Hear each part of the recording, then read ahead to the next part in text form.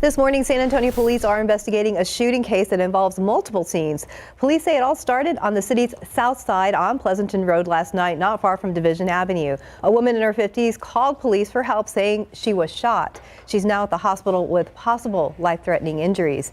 At one point, officers tell us that two men showed up with a gunshot wound at a hospital on Barlight Boulevard, just southwest of that location. Investigators say those guys claimed they were robbed and shot. Meanwhile, there is another scene in all this. Police say a man drove himself to an H-E-B that's not too far from that first shooting scene on Pleasanton. The other scene was at H-E-B near Nogalitos and Lubbock Street.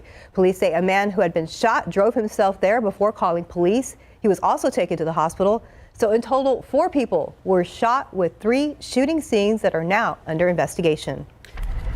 This morning, more items at the grocery store are about to get more expensive. ABC's Mona Kassar Abdi has the latest. This morning, another major food company getting set to raise prices at the grocery store.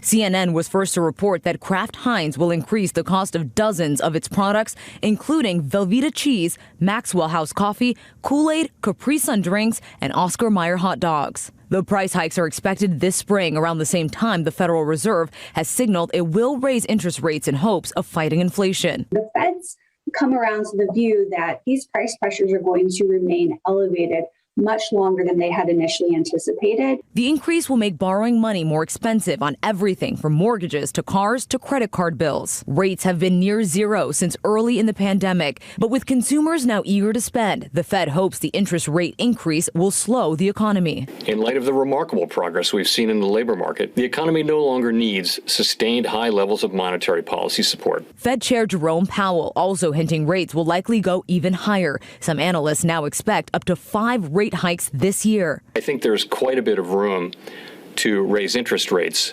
without threatening the labor market. It comes as a poll finds 49% of Americans say raising prices have caused hardship for their family. One congresswoman from Michigan is now tracking soaring food prices on her social media page, posting pictures of high prices. And in Oklahoma, a new bipartisan proposal would eliminate the sales tax on groceries. This idea has legs, and we're looking forward to working on it together with the Republicans. Even with borrowing costs expected to rise, interest rates are still at historically low levels. Experts do not believe they'll reach double digits like previous decades. Mona Kassar Abdi, ABC News, New York. The leader of the Oath Keepers, accused of trying to overthrow the 2020 presidential election, will remain in jail until trial later this year. That's a ruling from a magistrate judge right here in Texas. In a statement, the judge said Stuart Rhodes might, quote, endanger others by fostering the planning and execution of additional violent events, end quote.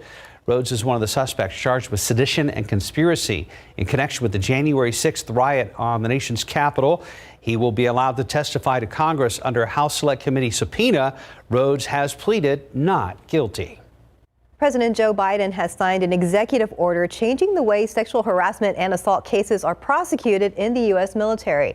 The historic changes to the Unified Code of Military Justice, or UCMJ, go into effect immediately. It's part of an ongoing effort to shift sexually related crimes from military prosecutors to independent investigators.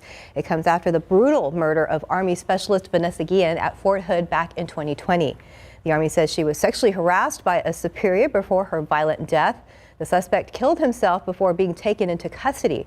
Biden signed the National Defense Authorization Act into law last month. He says it also strengthens the military's response to domestic violence cases.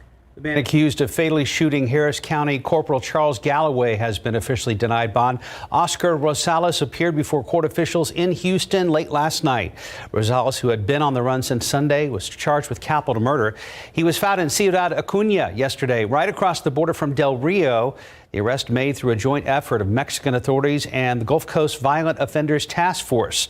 His identity confirmed through fingerprints. Meanwhile, the 100 Club is working to fulfill its mission to helping the late corporal's family, not just financially, but also on their journey toward healing. And time now, 4:36 and about 42 degrees out there.